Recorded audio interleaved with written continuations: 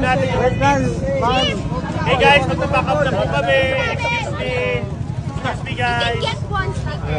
Para one time.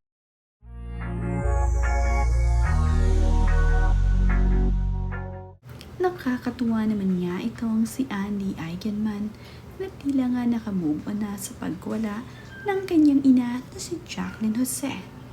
Ibinahagi nga ni Vilmar Alipayo sa kanyang social media ang mga kaganapan sa kanila ngayong Holy Week ng kanyang fiancé na si Andy Eigenman. Masaya nga ang mga ito na nagtinda sila dito sa kalsada ng Katangnan Bridge. Makikita nga dito na marami nga ang mga bumibili at tumitingin sa kanilang paninda dito. Pumuwesto nga sila sa kalsada kasama ang kanyang team.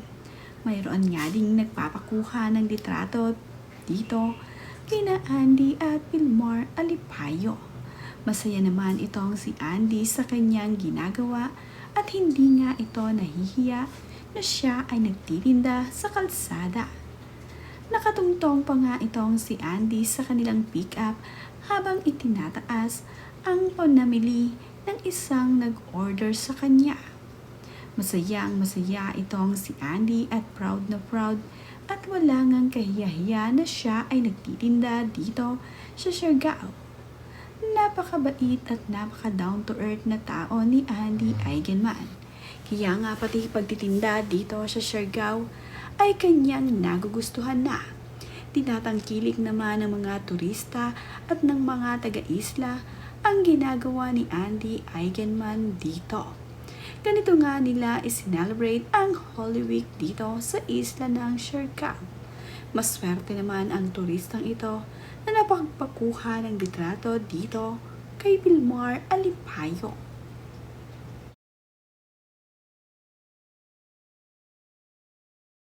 Pausin natin yung Hey guys, magpa-pack up na po kami. Excuse me. Excuse me guys. Get one stick. Para one time. Abala nga rin itong si Andy Eigenman sa kanilang tindahan dito sa Happy Islanders Surfing Club dahil Holy Week nga ay maraming tao ngayon dito sa kanilang shop.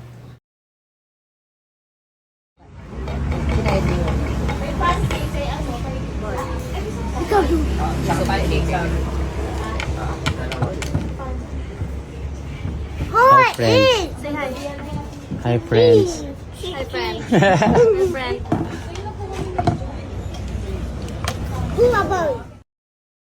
Abalang-abala nga ngayon itong si Andy Eigenman sa pagtitinda sa kanilang Kanaway Surfing Club na tindahan.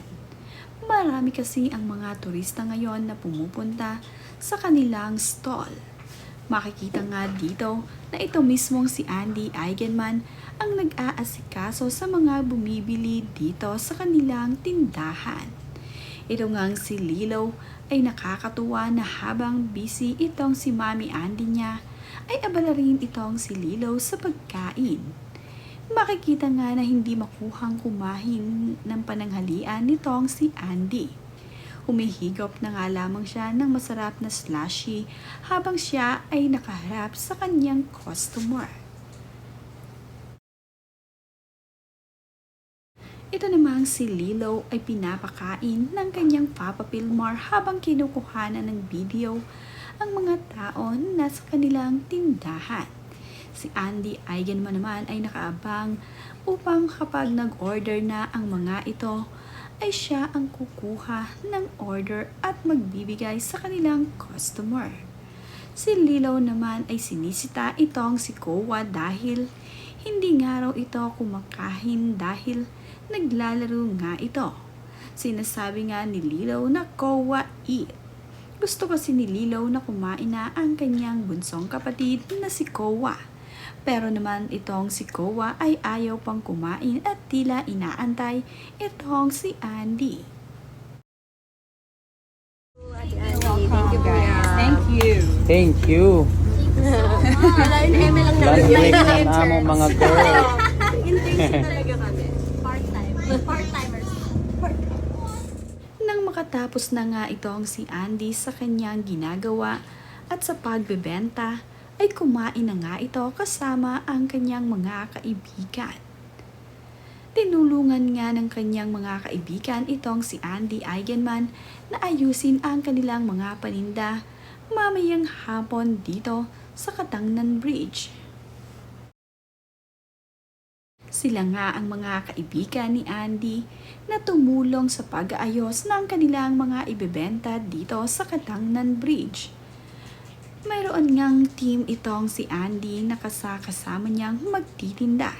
Hindi kasi kakayanin ni Andy at Pilmar Alipayo kung sila lamang dalawa. Marami nga silang ibinenta rin na mga sticker at mga damit na kanilang itinitinda sa Happy Islanders Surfing Club. Ito nga ay dinala nila sa Katangnan Pares upang doon magtinda sa kalsada.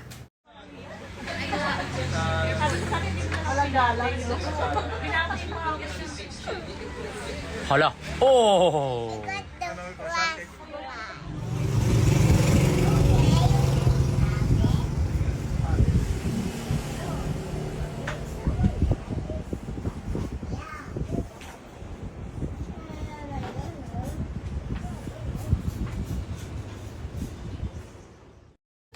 Patok naman nga ang pagtitinda ni na Andy Eigenman at Pilmar Alipayo diyon sa Katangnan Bridge.